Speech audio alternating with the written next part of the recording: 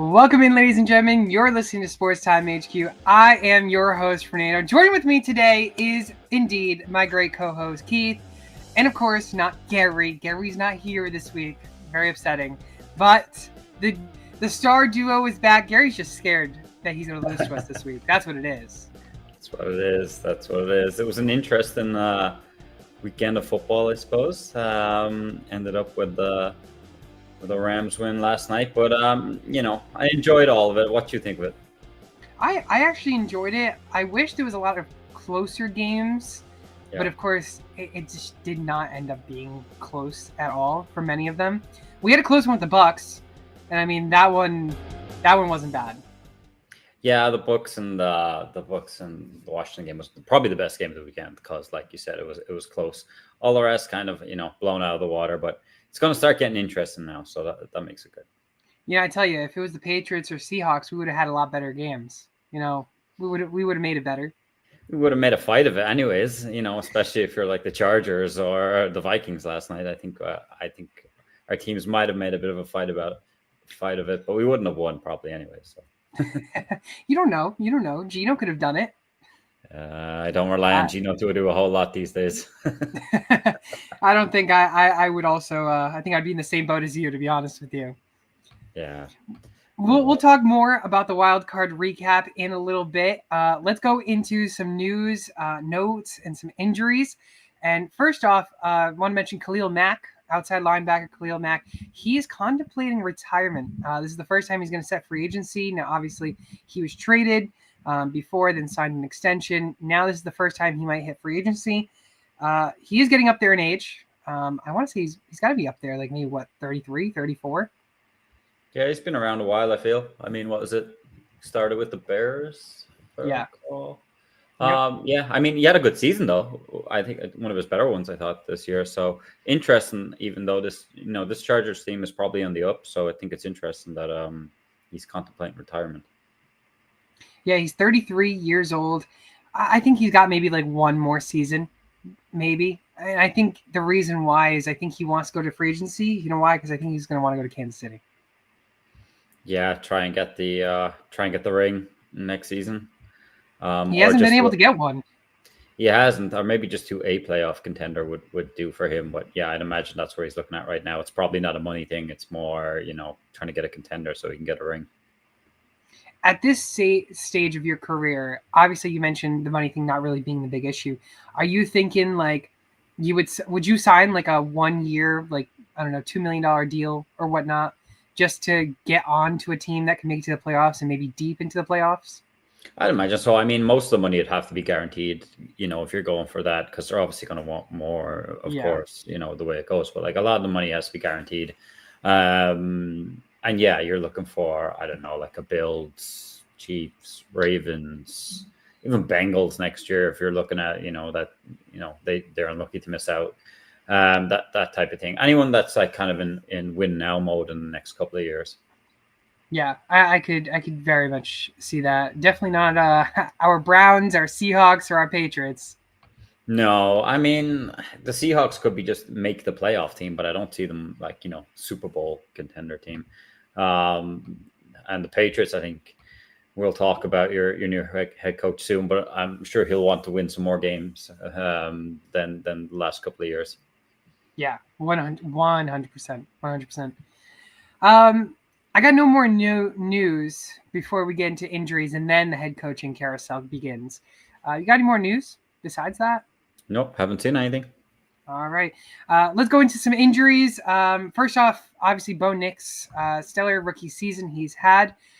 Injury alert on him as he played through 3 transverse fractures in his back for 6 weeks. Those last 6 weeks. I think that's a big one because obviously I feel like if he was more 100%, we might have seen a little bit more of him rushing out of the pocket, scrambling more. But I think he was more nervous on re-injuring or re-worsening the injury that he's been going through. Yeah, I mean, I was obviously just worried about taking hits, but like all in all, the guy had a great season. I think a lot of people weren't expecting him to go off the way he did and, put the Broncos into the playoffs. So I think he had a great season. I think his future is bright. And yeah, hopefully he recovers well from the back injury. And of course, I think we're expecting Jaden Daniels unanimously winning Rookie of the Year. Yeah, I'd imagine so, unless like it'd Especially be him and it'd be between him and Bowers, but yeah, I expect Daniels to win it. Yeah. Running backs, didn't see any injuries for running backs. Do you have any injuries for running backs? Just Jacobs limped off. I don't know if he came back on. Yeah. I know he's out now anyway, but I know that the whole Packers team might as well have limped off. They were all getting banged up at one stage. But yeah, no, I don't think anyone of note that's, moved on. Okay. Wide receiver, only one I got is Zay Flowers. Obviously, he was out in the wild card round. Didn't seem to matter. The team played phenomenal. Still considered day to day. I think this is the week that they're going to need him back 100%, especially since they're going against Buffalo. So I'd imagine Zay Flowers, they wanted to give him a rest and really, obviously, if they won last game, which they did, to really be ready for the Buffalo game. Yeah, I think he'll be back. It was I thought that injury, I think we spoke about it last week. I think me and Gary said that injury could have been a hell of a lot worse. It looked worse at the time, so we got lucky. So I think they'll need everyone out there. And yeah, I think that's what they were, they were kind of, they'd get through the first round easy without him, but now they need him. They're going to need all their stars out there this week against a good Buffalo team. 100%. Tight ends, Tyler Higbee. He had a chest injury. He ended up going to the hospital. He did get released from the hospital, so that is good news. And obviously, he's going to need some rest. His team is still going. So question is, will he be ready and recovered? Maybe. But I guess they also want to make sure he's 100%. Yeah, that was unfortunate because he was getting targeted heavy in that game. He was. I mean, yeah, I was expecting him to get a touchdown the way it was going, and then obviously he got the injury, and that was it. Hopefully he's okay, because he's definitely a big weapon for Stafford and something that this team needs. Going against the Eagles this week. So yeah, hopefully he's back. But yeah, it was looking like it was going to be a big night for Higbee before the injury. Yeah, 100%. Hopefully Higbee can come back, and obviously they're going to need all hands on deck as well when they go against Philly. Definitely. Just outside fantasy production wise and other big injuries for the playoffs, linebacker Nakobe Dean, torn patellar tendon. He is out for the remainder of the playoffs. This is a big defensive blow to Philly because he has stepped up, and he's a former first-round pick as well. Yeah, I mean, this Philly defense is looking pretty legit back half of the season, and he's a big piece of it. So big blow for them. I think the Rams are going to put it up to them this week, and they're going to need every man out there, Philly. So yeah, this is a big blow going forward, especially if they have aspirations of making it to the Super Bowl. 100%. Especially they definitely want to get back to that Super Bowl and hopefully now win one and beat maybe the Chiefs, and hopefully maybe not allow them to three-peat. We can only hope. We can only hope. Any more news, notes, injuries you got? I'm good, my friend. All right, let's get into a big one, the head coach carousel. Now, obviously, we went through all the teams last week that were planning on interviewing certain coaches. There is two more teams that have been added to this. It is the Las Vegas Raiders and the Dallas Cowboys. Now, obviously, we're not going to go through again who they're planning on interviewing, but want to take note that the Raiders, they fired head coach Antonio Pierce. He was the interim head coach at one point, then became the head coach this past season. He's officially been fired. And also the Cowboys fired head coach Mike McCarthy, or they moved on from Mike McCarthy after 5 seasons. We'll start with the Raiders first. Keith, what's your thoughts on the Raiders firing here? Is this trying to maybe get a specific former star head coach back into the NFL?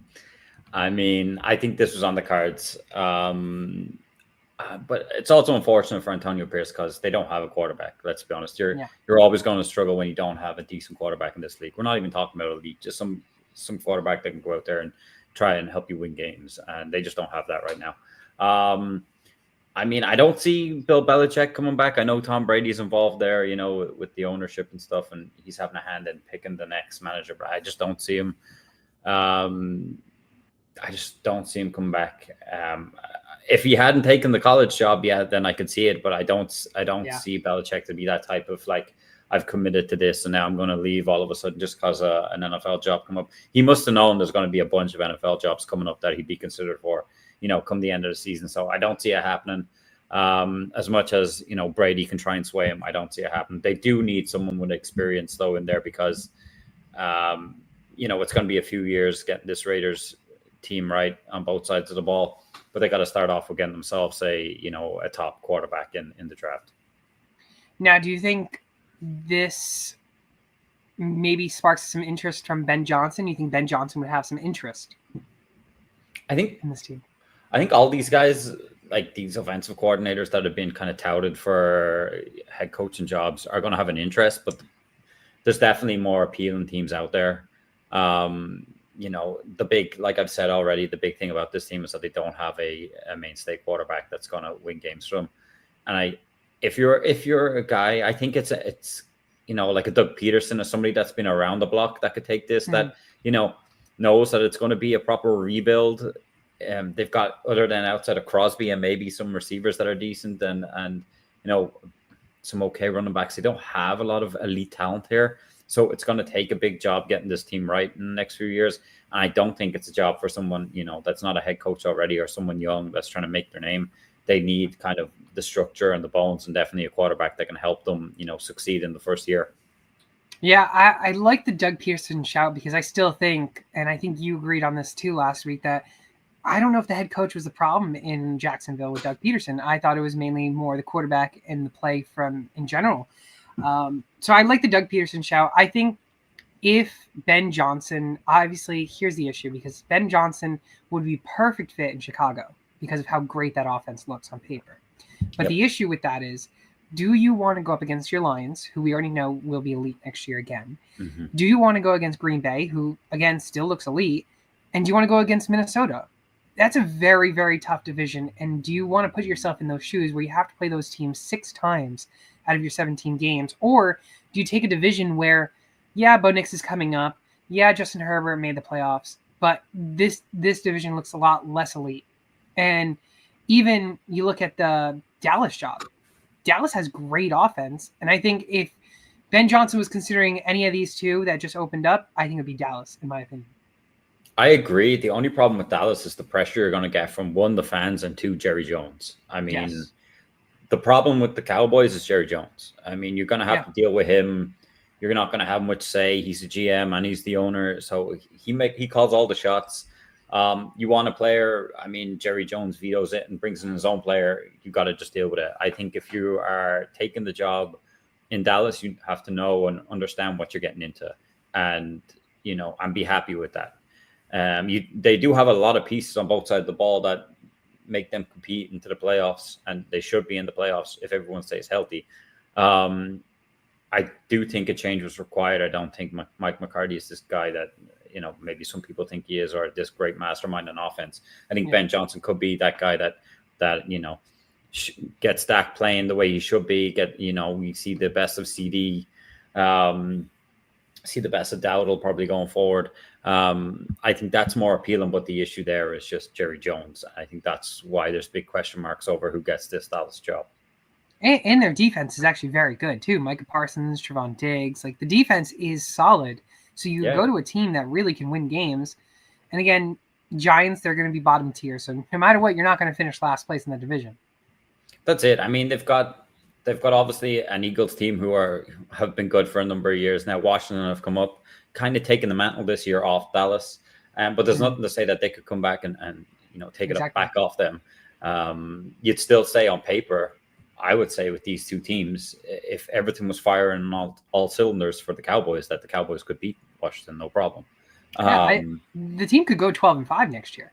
Easy. So there is potential there. There's just all the question marks on what Jerry Jones wants to do and who wants to work with Jerry Jones. Yeah, I mean, and we'll move on to the news that we've heard about Jerry Jones and what he's trying to do. It looks as if the rumors has the Deion Sanders is set to interview. Jerry Jones is trying to talk to him.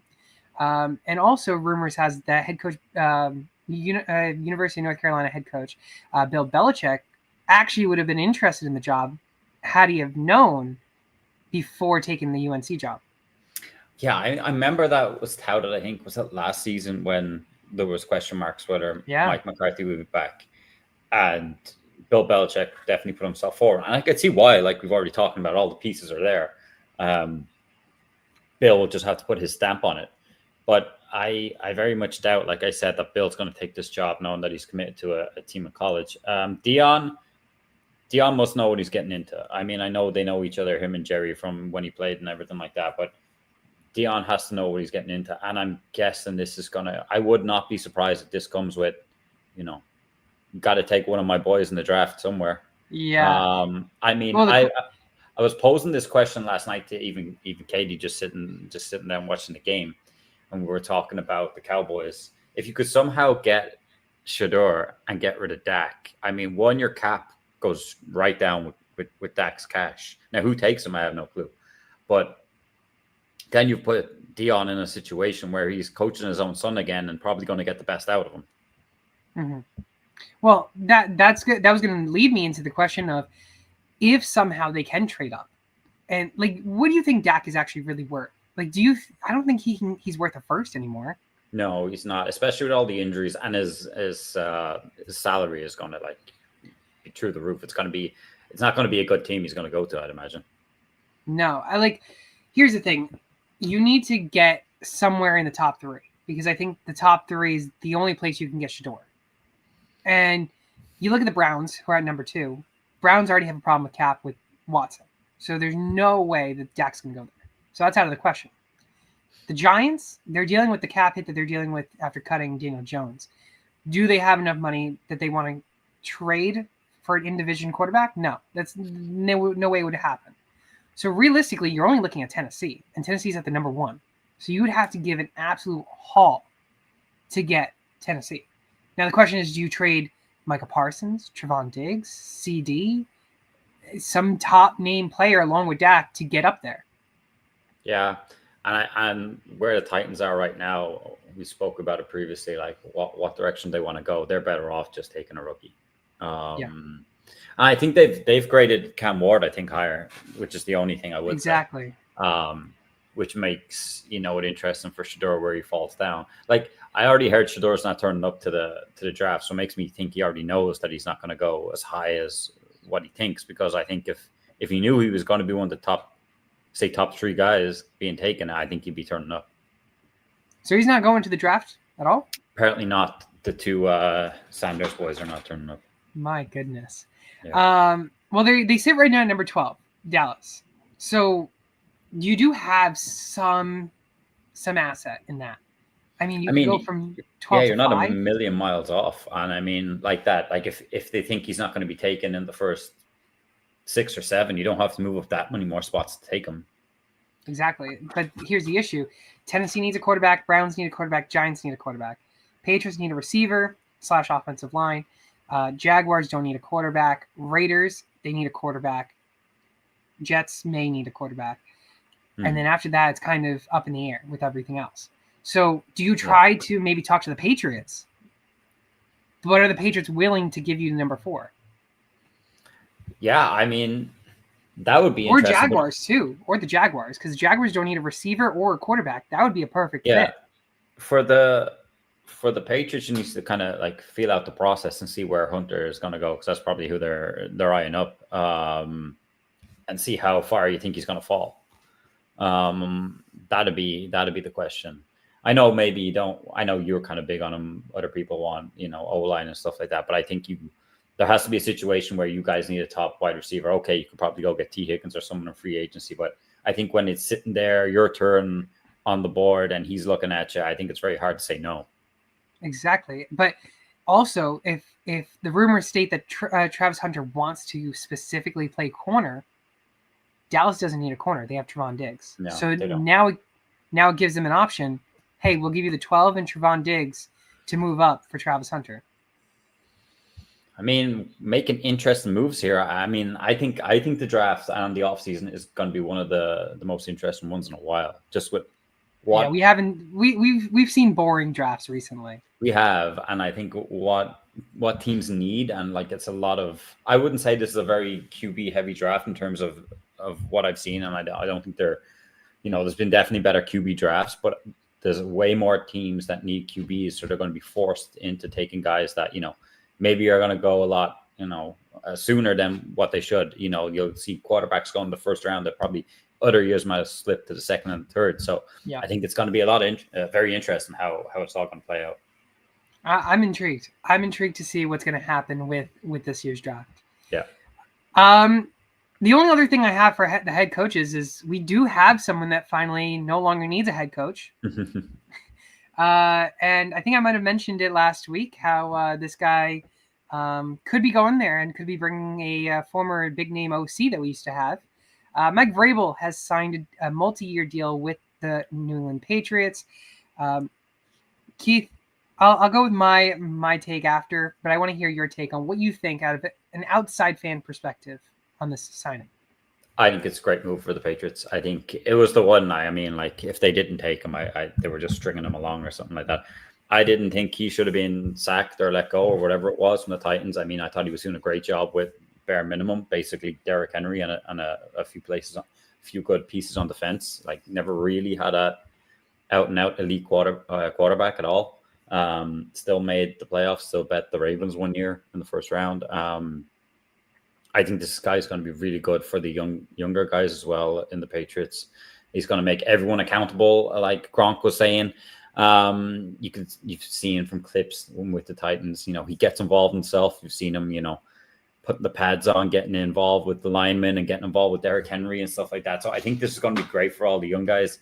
There's going to be nowhere to hide for these players. He's going to find out pretty quick, who's going to be able to get to where he needs and who has the ability to kick on and be a mainstay in this Patriots team. So if I was a Patriots fan, I'd be very happy with this. If Vrabel tomorrow all of a sudden decided to go to the Seahawks, I'd be very happy too. So I think you guys have done well. It's just how he's going to piece his coaching staff together. And McDaniel's definitely name has been thrown out there a few times by you called it first, I think, before anyone else on TV that I heard anyways mention it. So good shout from you if it does happen. But I think he would definitely help Drake May and this offense. And it's obviously Guy Vrabel knows well from his time in New England. So as a player, so I think this is good all around. So if I was you, I'd be just interested in see who the coaches are that he's going to bring in, because that's really going to tell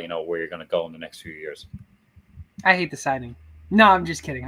I couldn't. I can't hate the signing. It was either this or Ben Johnson, and obviously, you look at Ben Johnson and you look at his resume, and the issue with his resume is he's a great offensive coordinator on Detroit that's been able to turn Jared Goff's career back into his career really around and prove that this offense is elite. Can he transfer that as a head coach? We don't know, because we've never seen that, and that's why he's the hottest head coach right now to go sign. I love Mike Vrabel because he has a head coaching experience. He won head coach of the year back in 2021. I think this is a great signing. And I think, like we were mentioning, Josh McDaniels already knows how this team runs, how this team operates. And if he does sign his offensive coordinator, then all of a sudden we go get a rookie wide receiver in the draft, or we sign T. Higgins. This offense, the defense doesn't look bad. It wasn't the best that it used to be, but it's still not bad.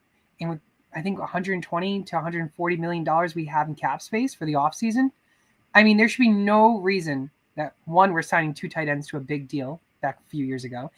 We don't do that again. Make sure you actually hit your top needs. Mm-hmm. And I think this team really could go back to the playoffs. Yeah, I don't know whether you go back to the playoffs next year, all right, but maybe give yourself a couple of years. I think you could. I'm expecting you to win a hell of a lot more games than this year. Put it that way. Yeah. I don't think Miami are going anywhere fast. The Jets are always going to be the Jets for now until they get, their act together. So, I think you could definitely, finish after the Bills in this division next year. Whether it's enough to make the wildcard spots, who knows? But I'm definitely expecting a better Patriots team and a better product out in the field next season. Yeah, I'm excited to see what's going to happen. Would have been nice if we had the number 1 overall pick, because then we really hold all the leverage.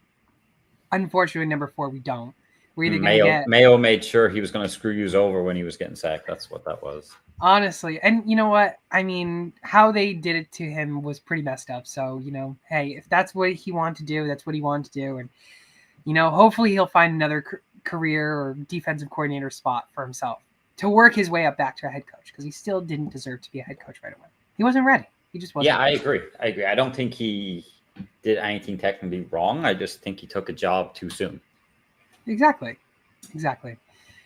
Who knows? We'll see what happens. Other than that, there's really no other news for the head coaching. Obviously, the interviews are going around with all these teams. I'm guessing by next week, or within the next 2 weeks at least, there should be a lot more signings. Yeah, I would imagine so. I mean, things are heating up, but it's interesting. It's all the same guys just going for different job. You know what I mean? It's not, you're not getting someone out of left field being interviewed, say for the Raiders, that's not going anywhere else. They're all going around now. I know Pete Carroll went to the Bears, and then all of a sudden the Raiders called him to go there, so I'm sure he'll go somewhere else. And it's all the same guys, all the same names. So it'd be just interesting to see who falls where. Notre Dame head coach, I did mention there was a possible chance he was going to go somewhere. The Bears, I think, wanted the Bears. Interview him.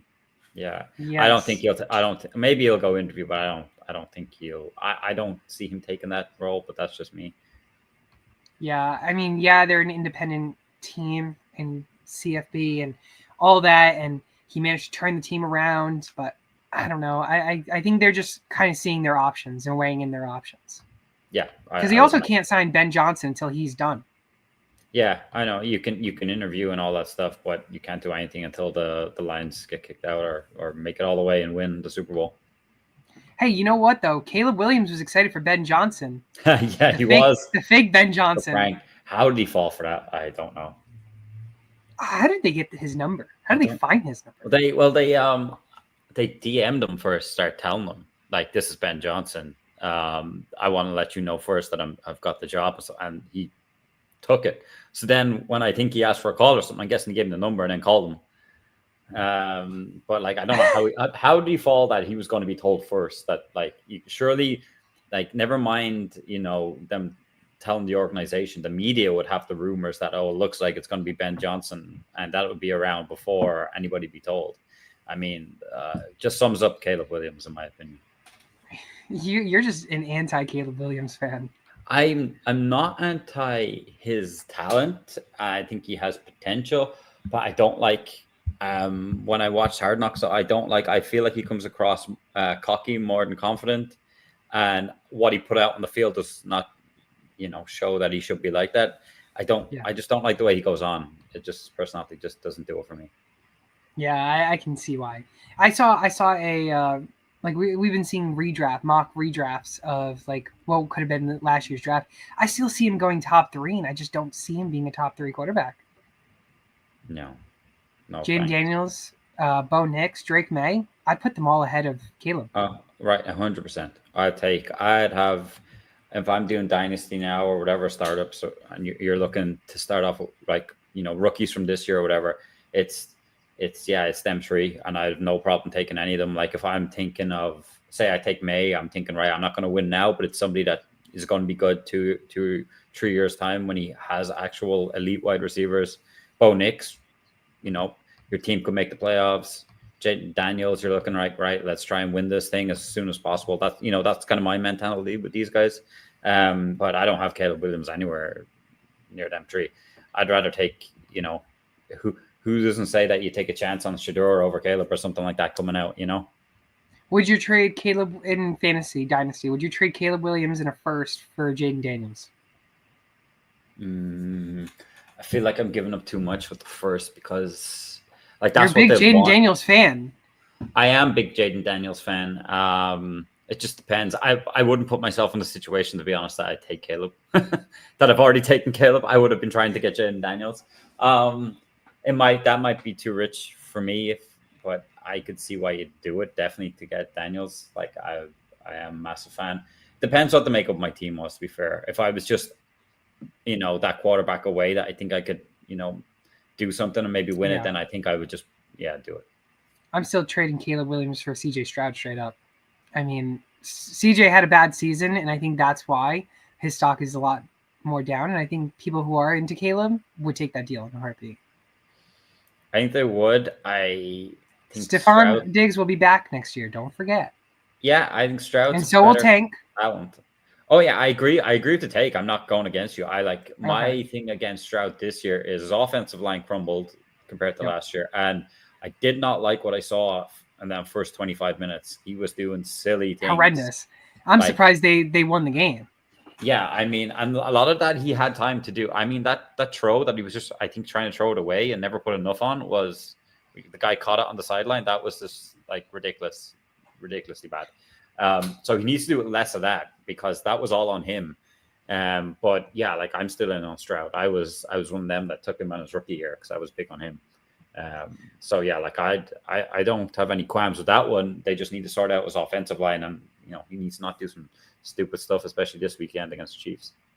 Well, I guess it's a perfect time to go straight into our divisional predictions as we recap of what happened this past weekend in the wild card round. Of course, take a look at the screen. For whoever is listening on Spotify or Apple Podcasts, you're not going to be able to see a screen, but we're showing you the wild card round and the schedule that happened over the weekend. First game was the Chargers and the Texans, and obviously we already talked about a little bit about Houston.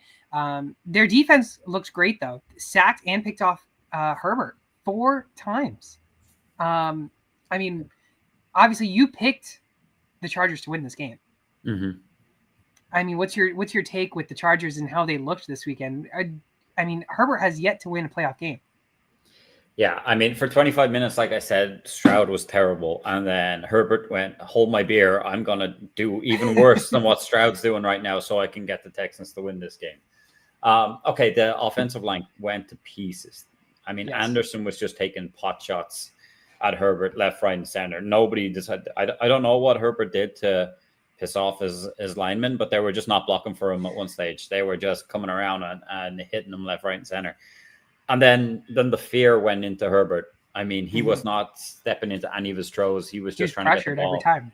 Yeah, he was just trying to get the ball out as quick as possible and cue the 4 interceptions, and things went terrible.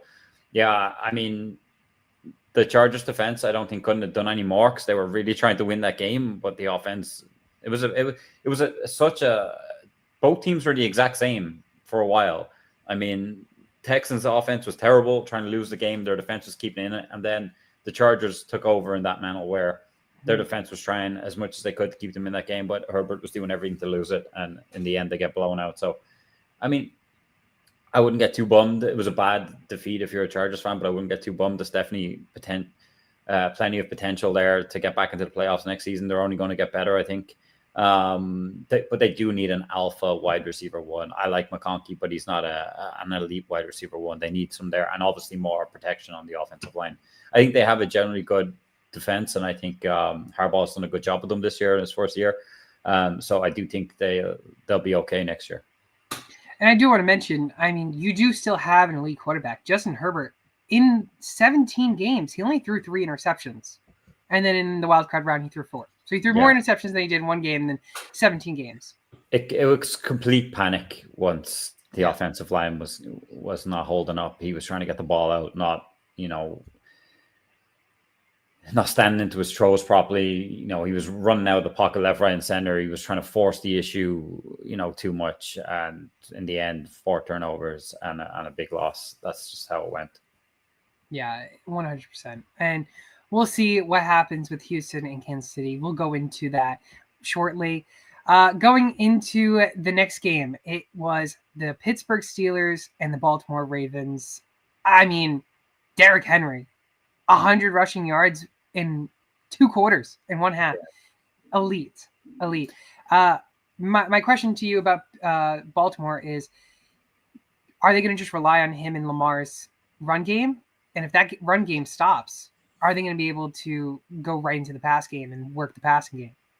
Yeah, it's interesting. I think it's going to be hard to stop both of them. I mean, Henry seems to be, he looks better than ever right now. And we all know it's hard to stop Lamar, even if you do, kind of stop Henry having these big, long runs. I think Lamar is still going to be the factor in this game. They will need. We already spoke about them. They will need Say Flowers back because he opens up a lot of things down the field for them, as well as Mark Andrews to throw in likely. So I think they're all going to have to be involved. Rashad Bateman as well. I think to get a win over this Bills team. The Ravens blew them out earlier on the season. That's not going to happen again. This game is going to be quite competitive. So I think everyone's going to need to be involved in this game. I don't see the Bills defense being that strong that they can actually stop the run game completely.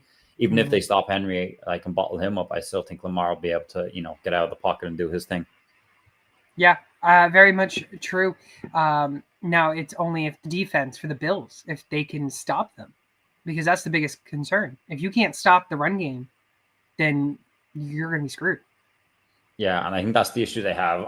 On the other side of the ball, then for the Ravens, they're going to have issues, I think, with Josh Allen throwing the ball. That's been a lot of their issues. And James Cook too. Cook's actually been looking good. He's been looking good. He's cooking. He is definitely cooking, and the way they move around their backs as well. They bring Davis in as well. Yeah. Ty Johnson, I think he caught a he did a touchdown pass.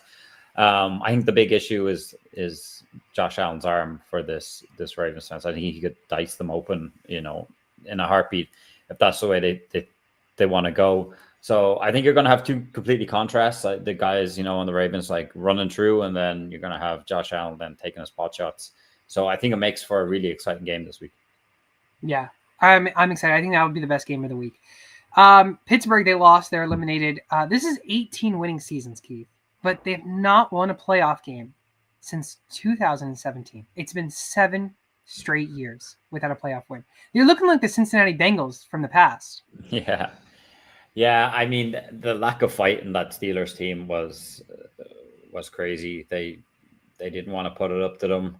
I mean, TJ Watt didn't even have a stat of note in that game, which was incredible for me.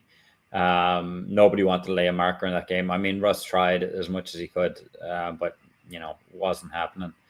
The question mark of Mike Tomlin, I'm a massive Mike Tomlin guy. I think he's a great coach, but I do think there is a time where enough is enough, and maybe it's a bit stale.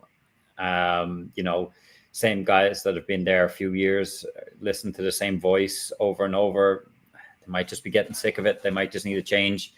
That could be the issue. I'm also not so sure that they have a whole lot of talent outside the big names. Like if you think of offense, Freiermuth's a pretty good tight end. Yeah. I have no time for George Pickens. I think he's got the talent, but he doesn't have the attitude. He's brutal. He's got no attitude. He's got the wrong attitude for this game. I don't even think. I think Russ could be back. I don't think he's that bad, but I don't think they have Van Jefferson. They need another wide receiver in that team. Yeah, they need some more elite guys, some really good guys in that team. I was a big Najee guy, but I think as the years go on, I think he's slowing down. Warren looked better for me. They just don't have the top players that they need to get over the line in these games, and question marks for me. I think Mike Tomlin will be back on. Like it'd be a strange. Oh yeah, it'd be a strange firing, I suppose. But there has to be question marks over. Maybe it is a bit stale there in Pittsburgh, and the change might be good.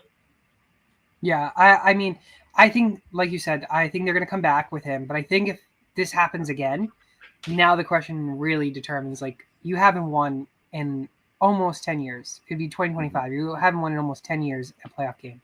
I think it's time we move on. Congratulations on winning 19 winning seasons, because he'll probably do it again next year. But he can't win a playoff game. He choked at the very end. That's it. And I think he could, he'd be great for any other team. I mean, especially with a team that has weapons and stuff like that. He'll put them straight in as contenders. I mean, even if I wouldn't say make him as contenders, but if you put him at the Jets, I think he'd start getting that organization, an Everton on that team, and get it going again.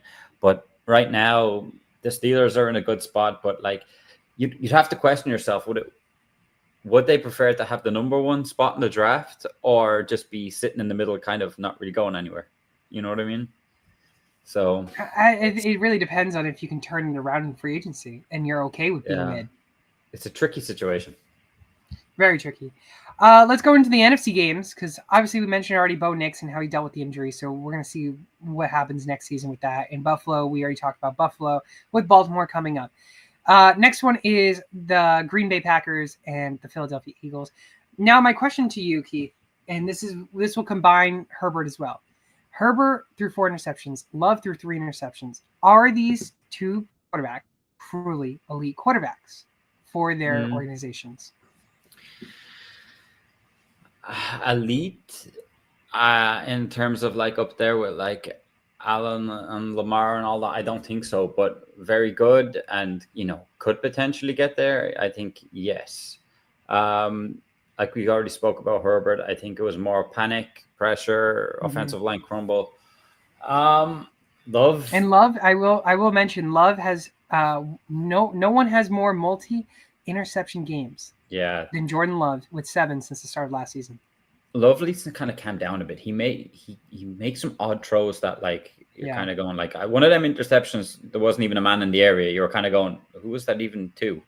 I'm not sure what you're seeing. There was definitely a few ghosts being thrown around or Sam Darnold 2.0. Exactly. Yeah. I mean, they definitely have potential. I wouldn't rule them out that they could get to that elite stage, but they need to prove it. And I didn't help for Love that everybody was going down hurt and coming off the field, and he was working with, second and third string wide receivers and stuff like that. I get that. He did great with whenever he worked his way around whoever was the star wide receiver for the games, Jaden Reed, Christian Watson, Romeo Doubs. But that's the issue. They're all mid wide receivers. Where's your top wide receiver? You need a specific set number one. And was it Jaden Reed? Maybe a couple games. Was it Romeo Doubs? Maybe a couple. Same thing with Watson. You don't have that star guy that you can rely on every single game. You just go with the hot hand. And that's what they need. I think going back to the question that I asked about, is he an elite quarterback? I think there is potential because I think he really is a good quarterback. He just needs a true wide receiver one.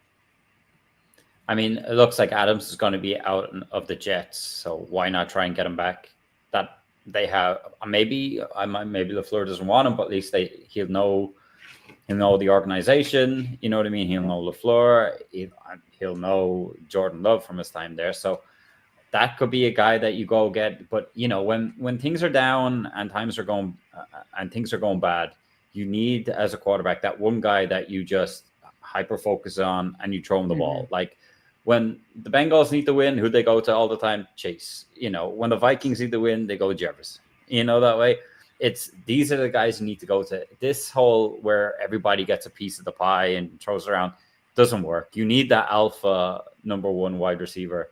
And I would, if I was the GM of the Packers, I would say, why not? You could say he's old, getting on in years in Adams, but production wise, he's still doing the same. So I would even 2-year contract or something like that, and get Adams back. I'd happily take that if I was a Packers fan.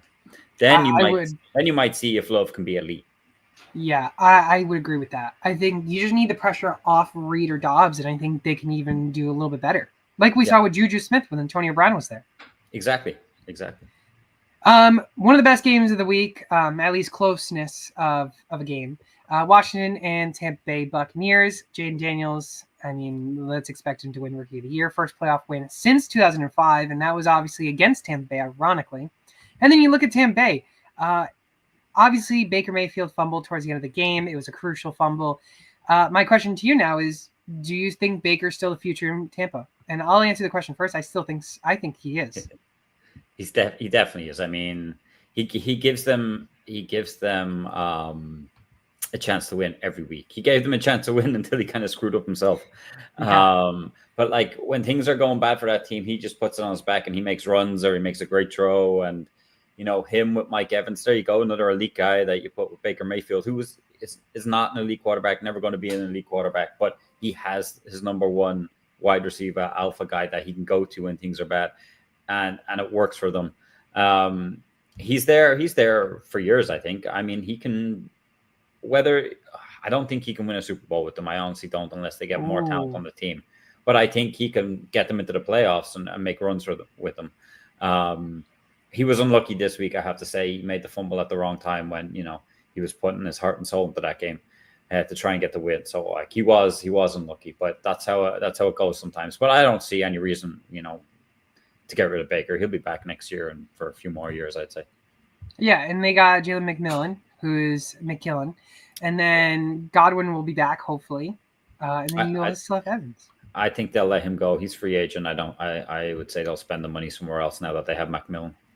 Yeah, I also can see that. But unless Godwin wants to come back on a short contract or a small contract, yeah, maybe.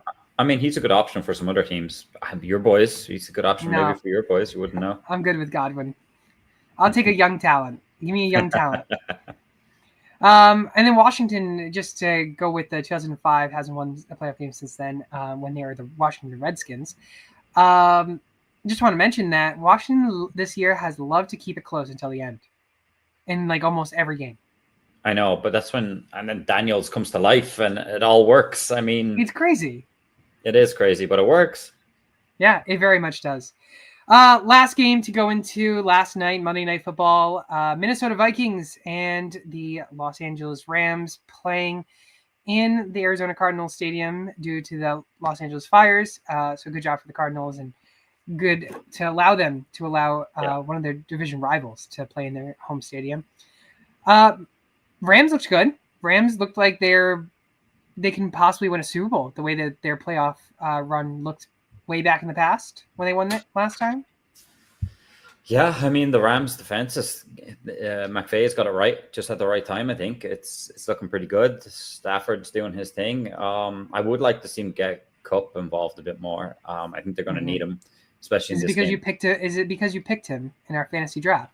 I picked him as a bench. No, I picked him on the bench just in case. I know Nakua got banged up in the first half. I know he came back out second half, but just in case something happened that we could swap one out and then he'd be all an alpha wide receiver one. That's the only reason. But I just think he's going to be needed a lot this week, and if they're going to progress, and obviously Higbee, he needs to be fit as well because it looks like Stafford likes the connection there. But these could be a sneaky team.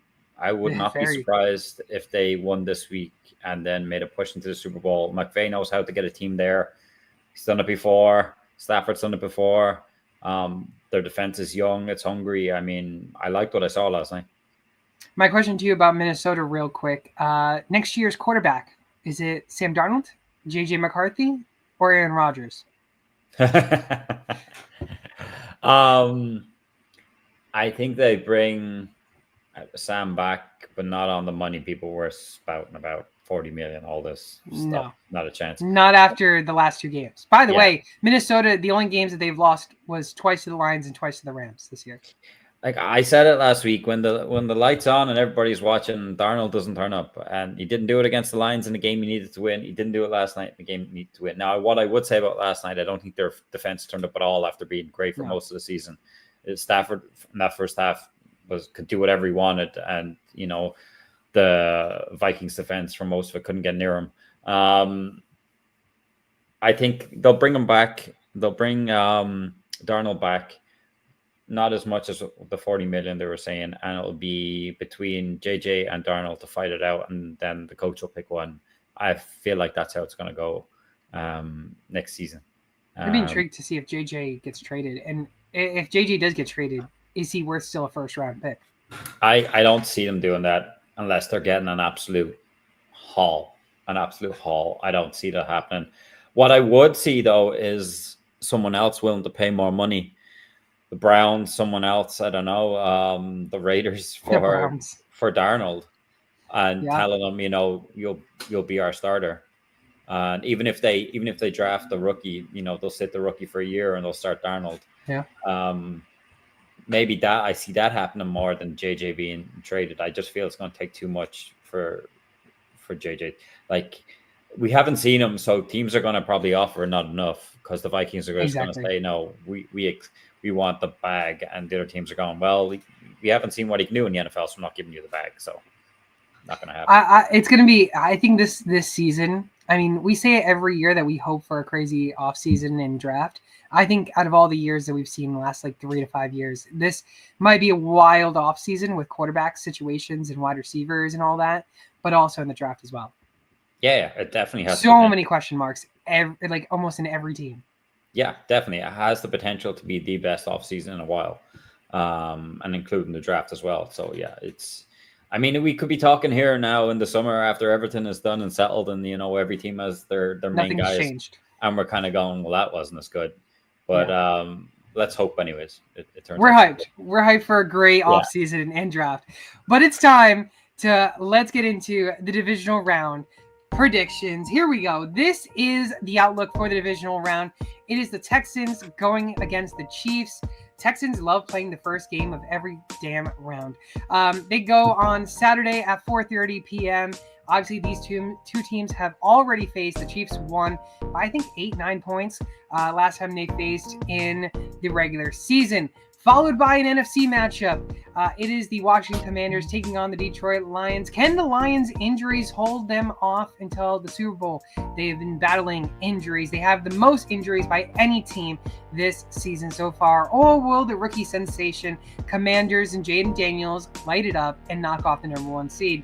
Then we go on to Sunday football. It is the Los Angeles Rams taking on the Philadelphia Eagles. Eagles looked all right against Green Bay, but can they go over and beat the Rams? The Rams looking like they're back to when they won the Super Bowl, back to themselves. Can Puka, can Cooper Kupp, can Stafford do another elite run? And then to close off the divisional round, it is one of the best games that we're all excited to watch. The Baltimore Ravens, King Henry, Mr. Lamar, and taking on Josh Allen, who's been cooking, the co-MVPs right now, Lamar and Josh Allen. But don't forget about James Cook. And, Josh Allen's been doing great without really a true wide receiver 1 because Amari Cooper still has not turned up. But let's get into it. What a great intro that was. That was low-key really good. I was hyped for that. Let's get into the first one, the Texans and the Chiefs. Obviously, we got ourselves our predictions.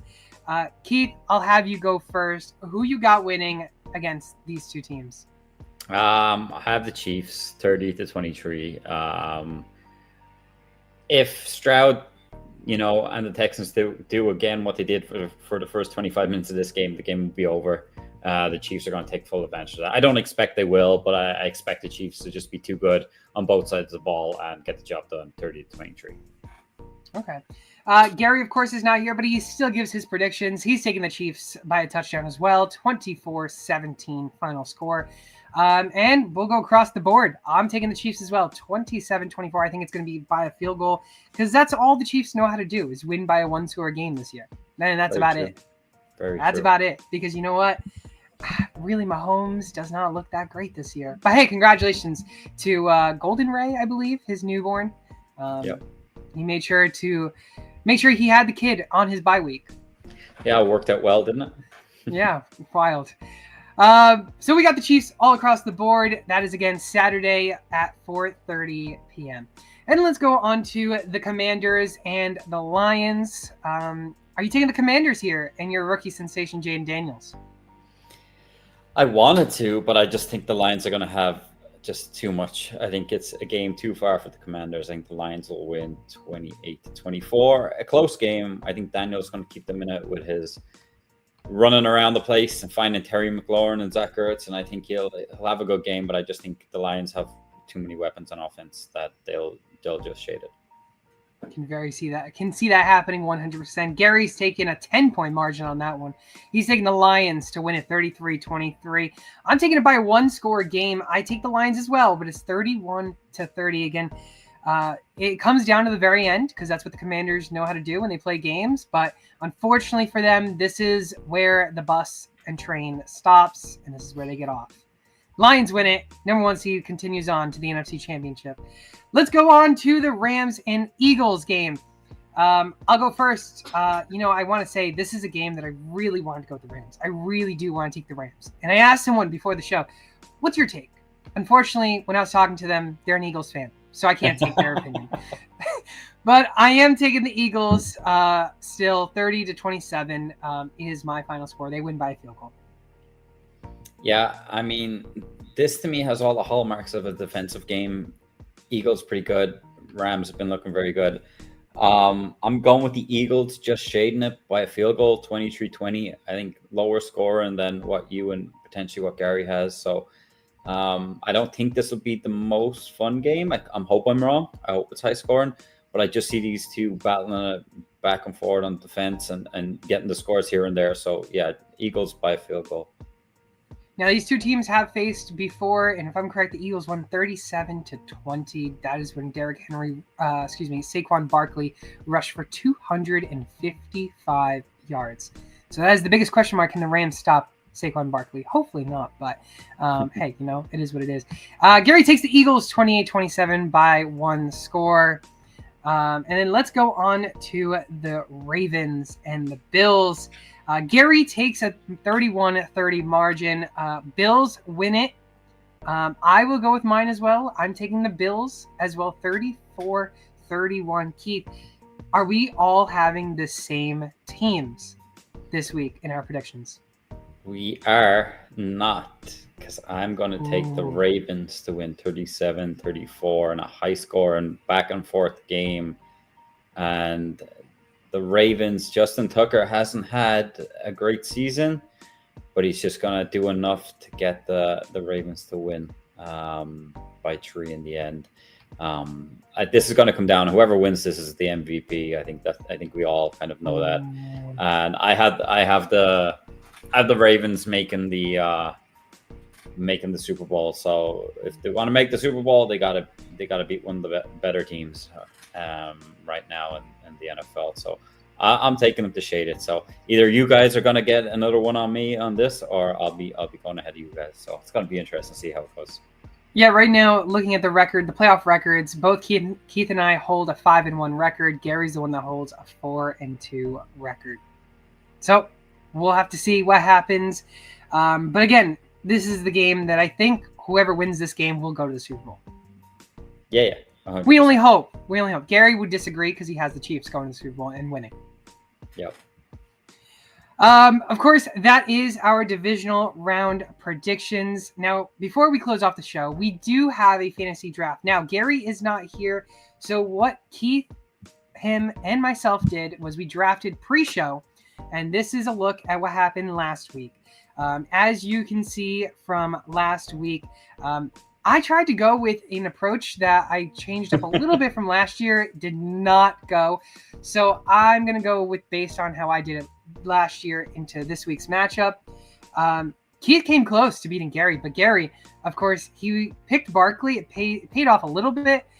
Other than he did win this week. So his rookie season with us, he wins the playoff draft round 1. Going on to the divisional game, though. This is how our teams look. Again, you look at the side there with quarterback, running back, receivers.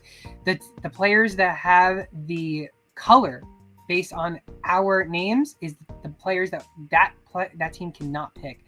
Now, of course, I went with a different approach. I have no players that ended up winning last week, their teams. So I'm taking a little bit of a different approach, but we'll start with Gary's team. Lamar Jackson, Kyron Williams, Nico Collins, Mark Andrews, Khalil Shakir, Devonta Smith, and Zane Gonzalez is his team, and his substitute player, in case any of them are injured and cannot play, is Brian Robinson Jr. Keith, you want to talk about your team a little bit? Yeah, I went for Jaden Daniels, James Cook, Puka Nacua, Zach Ertz, Rashad Bateman, Jameson Williams, and Kyrie Fairbairn, and Cooper Kupp is my sub-in player. When I look at your guys' teams, I think yours are better, and I think you're going to have you'll definitely outscore me, but I was definitely kind of rooting for a mixed bag this week. I wasn't putting everything into one team. I kind of did that a little bit with the Bucs last week, having Baker and Mike Evans have paid off, didn't pay off in terms of doing the Texans, with Mixon and Collins. So I wanted to stack. You kind of robbed me. I wanted Terry McLaurin to stack with Daniels. You sniped me on that one in the first pick, but I was happy enough to get Ertz. So we'll see what happens. I was trying to leave some of the big guys, the big guns, the Amon-Ra's, the Lamars, all that stuff, because I think they're going to win for down the road, but we'll see what happens. Yeah, I was thinking of actually going for Lamar, but then Gary sniped me mid-rounds to get Lamar. My team, I had to go with all in this week if I want to try and come back, because like Keith mentioned last week, when I ran away with it after the first 2 weeks, he couldn't catch up. And I think that's going to be my issue here. I'm down by 50 points. So I'd go with about a lot of risk reward type players who will give you rewards, but will the teams win? And that's where it'll hurt maybe next week. But I went Jalen Hurts, Derrick Henry, Terry McLaurin, Dalton Schultz, Joe Mixon, Saquon Barkley, Justin Tucker as my kicker, Keon Coleman as my sub. I went with the elite running backs. I had to go with Henry, had to go with Barkley, had to go with Mixon. Mixon could be gone. Yeah. Henry's will maybe make it next week. And again, Barkley could maybe make it next week. But I think out of all the weeks, I think this is the best week for me that I had to pick these guys. Yeah, I was trying to pick another running back, like instead of going basically 3 wide receiver, but I just couldn't do it because if they did lose, we'd be left to next to nothing, Exactly. So it was just a tough one. The running backs are definitely thin. Everywhere else, you kind of got options, and you've kind of got guys that will hopefully get you some sort of points. Running backs, I mean, if you have to play Craig Reynolds, I mean, Keaton Mitchell or something going forward, you're going to be struggling big time. Yes. I mean, imagine the Lions lose. I mean, the Eagles lose. Ravens maybe lose. And then the Chiefs lose. I mean, that's a lot of names that we haven't picked that are gone. Big time. I mean, it's not going to happen. I mean, I'm very surprised at all, but you could get 2 of them that do lose. Exactly. And that's going to be an issue. So we'll have to see. But I think overall, it was a good show, wasn't it? It was a good show. Gary missed a good one. Gary missed a good one. He should be here next week. Again, we'll be back. We're here every single week on Tuesdays at 12 p.m. Eastern Time. Keith, we're going to have different time zones once again, starting next week. Yeah, I mean, you're going back to Danish land? Danish land. Here we go. Back to Europe. It is a 6-hour time difference. So it'll be 6 p.m. for me. But again, 12 p.m. Eastern Time every single week on Tuesdays. You can follow us all over social media at SportsTimeHQ. And again, if you haven't done so already, go use that code SportsTimeHQ on Underdog Fantasy. There's a little bit of a difference. Not only will they match your first deposit up to $100, they'll actually match your first deposit up to $1,000. So you might as well go try it out. Go do it. Again, Underdog Fantasy, code SportsTimeHQ. They'll match your first deposit. Let's go to TrophySmack.com/SportsTimeHQ. Go get yourself a trophy, ring, or a belt for your champions of your fantasy leagues. Again, Gary wasn't here with us this week. He's going to lose in the fantasy playoffs that we want him to do. And of course, Keith, you can go follow him all over social media at SwampDonkey_90. Once again, if you want to listen to us on YouTube, make sure to hit that like and subscribe button. And of course, if you listen to us on Apple Podcasts or on Spotify, make sure to hit that like, give us a review. We'd love it. And of course, we're here every single week. Once again, 12 p.m. Eastern on Tuesdays. We'll see you all next week after the divisional round concludes, where we'll be talking about the AFC and NFC Championship. I am your host, Fernando, and joining me today was my great co-host, Keith. We'll see you all next week.